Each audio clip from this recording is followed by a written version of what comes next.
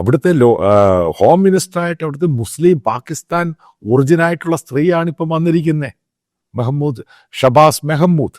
എന്തിനാ അവരെ കൊണ്ടുവരുത്തിയേക്കുന്നത്? ഈ പറയുന്ന ഇമിഗ്രൻസിനെ ഡിപ്പോർട്ട് ചെയ്ത് അടിച്ച് ദൂരകളയാൻ വേണ്ടിയാണ്.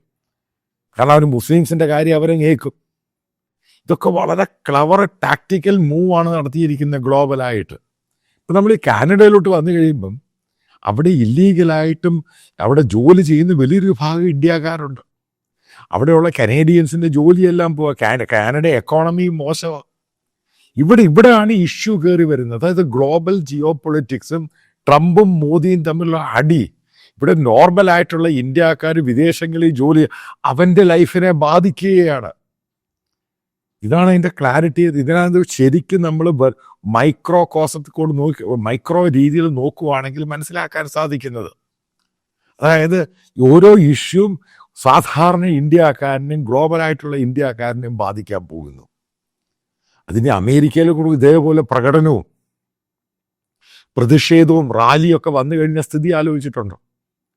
അതായത് ഇന്ത്യക്കാർക്ക് ഇപ്പോൾ ലോകത്ത് പോകാൻ ഒരു രാജ്യവും സേഫ്റ്റി ഉള്ള സ്ഥലമില്ലാതായി.